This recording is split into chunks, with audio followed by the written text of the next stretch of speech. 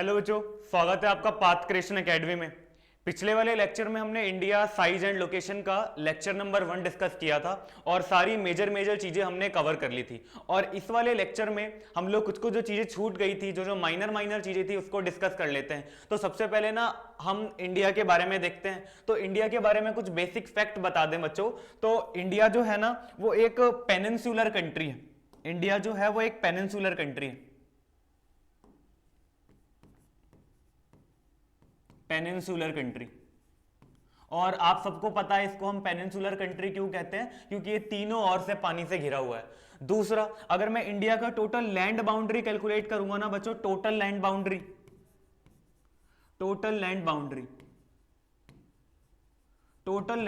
अगर मैं कैलकुलेट करूं, टोटल लैंड बाउंड्री क्या होता है बच्चों, अगर मैं टोटल यहां से यहां तक इंडिया का बॉर्डर कहां कहां तक जाता है बच्चों, इन सबको टोटल में कैलकुलेट करता जाऊं।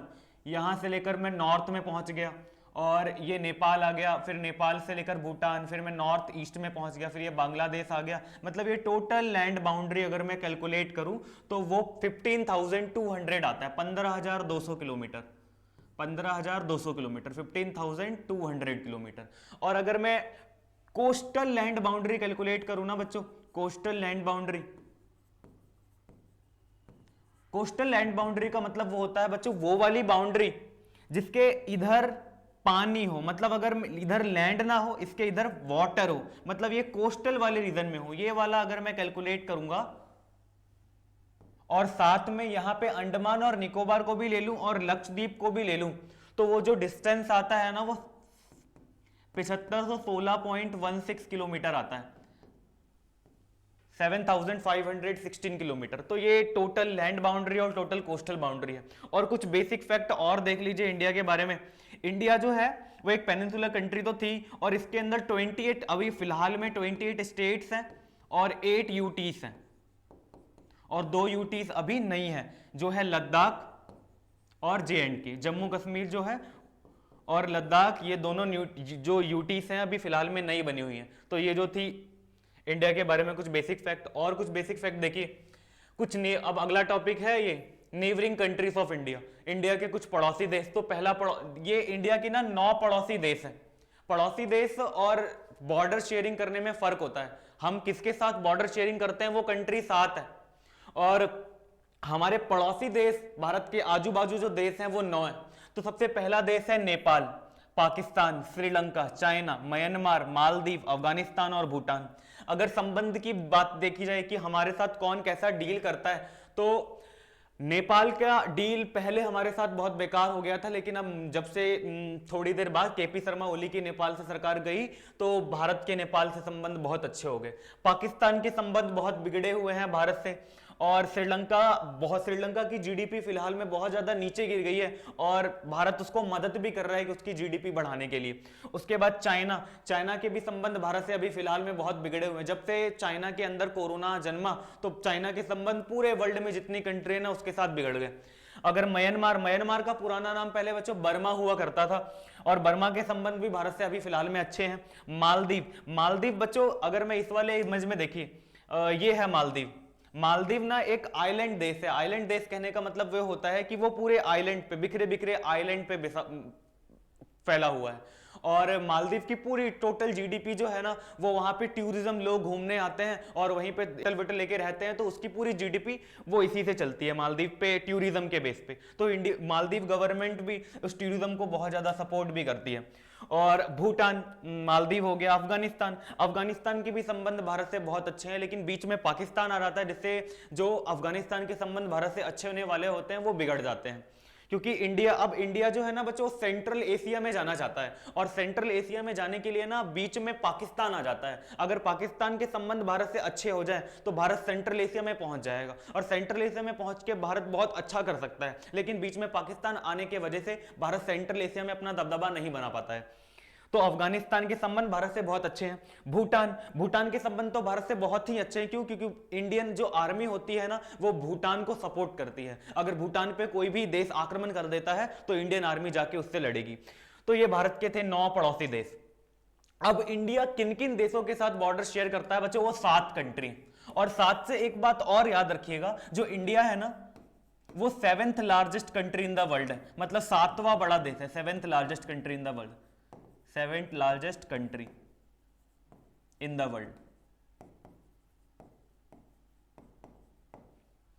भारत जो है वो विश्व का 7वां बड़ा देश है। और किस किस के साथ बॉर्डर शेयर करता है बच्चों? पहला चाइना, चाइना के साथ भारत का उत्तराखंड का बॉर्डर शेयर होता है। नॉर्थ ईस्ट में जितने स्टेट्स हैं, नॉर्थ ईस्ट के अगर मैं अपर वाले स्टेट की बात करूं, जैसे बच्चों अरुणाचल प्रदेश हो गया, तो ये सारी चीजें ना चाइना के साथ बॉर्डर शेयर करती हैं। और कभी कभी बॉर्डर को लेके डिस्प्यूट हो जाता है, जैसे अभी उत्तराखंड में हो गया था, बॉर्डर को लेके डिस्प्यूट होता रहता, उत्तराखंड में होता रहता है। और नॉर्थ ईस्ट में अरुणाचल प्रदेश वाला एरिया है, वहां पर भी बॉर्डर को लेके डिस्प्यूट इंडिया और चाइना के बीच में होता है।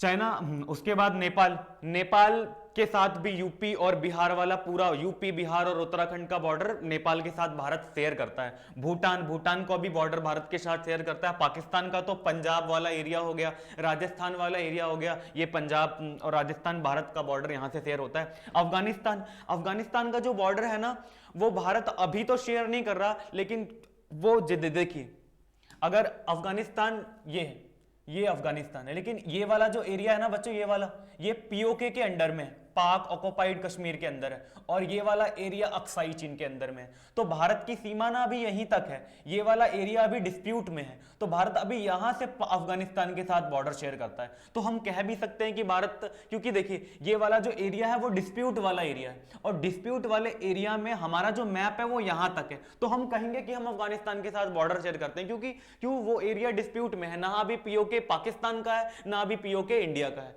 जो ले लेगा वो पीओके उसका होगा।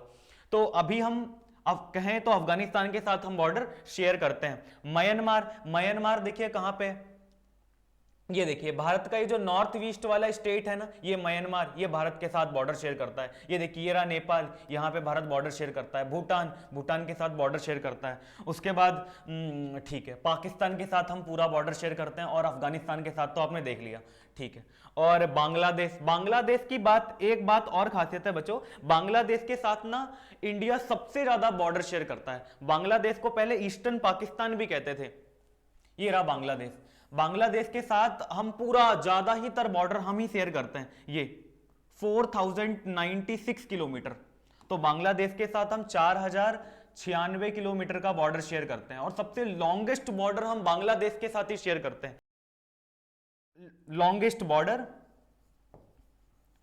हम लोग बांग्लादेश के साथ ही शेयर करते हैं। और लीस्ट बॉर्डर बताइए कौन से, किसके साथ हम शेयर करेंगे? अभी हमने देखा था जो इंडिया था सिर्फ थोड़ा सा ही पाकिस्तान अफगानिस्तान से लग रहा था, ये वाला।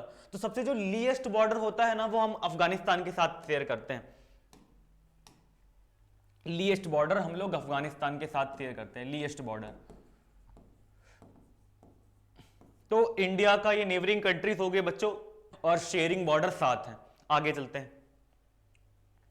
दूसरी बात, अगला टॉपिक है बच्चों, Tropic of Cancer passes through the 8 states of India. Tropic of Cancer के बारे में देख लेते हैं। अगर मैं इंडिया की पोजीशन आप लोग जानते हो, नदर्न हेमिस्फीयर में ईस्टर्न साइड, और जो ट्रॉपिक ऑफ कैंसर है वो इंडिया को ऐसे 2 भाग में डिवाइड करके जाता है। वो गुजरात से शुरू होता है, राजस्थान का थोड़ा सा एरिया लेता है, और छत्तीसगढ़ का थोड़ा एरिया लेता है, झारखंड का थोड़ा एरिया लेता है, वेस्ट बंगाल का, फिर त्रिपुरा मिजोरम होते हुए चला जाता है। अगर मैं देखूं तो ये 23.5 डिग्री नॉर्थ में ये वाला लाइन है, इसको हम ट्रॉपिक ऑफ कैंसर कहते हैं।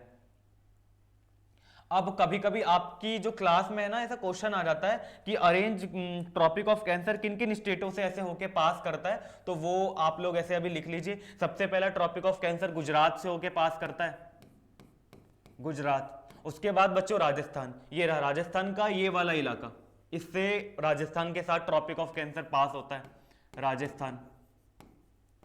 राजस्थान के बाद देखिए बच्चों मध्य प्रदेश और छत्तीसगढ़, ये छत्तीसगढ़ से भी पास होके चलता है।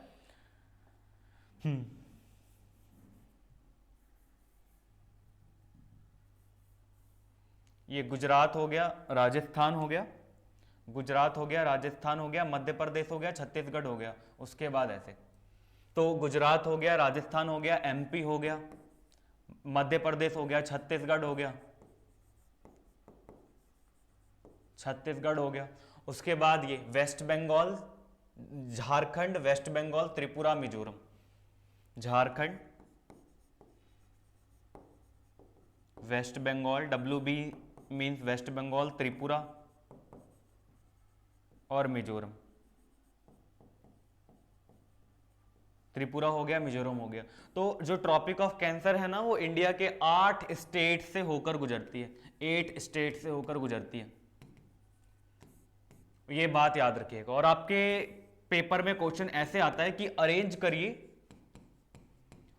करिए वेस्ट से ईस्ट की तरफ, कि वेस्ट से ईस्ट की तरफ जो स्टेट होंगे ना, जैसे देखिए ये वाला जो रीजन होगा वो ईस्ट वाला रीजन होगा और ये वाला जो रीजन होगा वो वेस्ट वाला रीजन होगा। तो क्वेश्चन ऐसा आता है कि अरेंज करिए वेस्ट से ईस्ट की तरफ जो ट्रॉपिक ऑफ कैंसर पास होती हैं, कौन कौन से स्टेट। अगर मैं बोलूं वेस्ट से ईस्ट की तरफ कौन कौन से स्टेट से ट्रॉपिक ऑफ कैंसर पास होती है, तो गुजरात, मध्य प्रदेश, छत्तीसगढ़, झारखंड, वेस्ट बंगाल, त्रिपुरा, मिजोरम।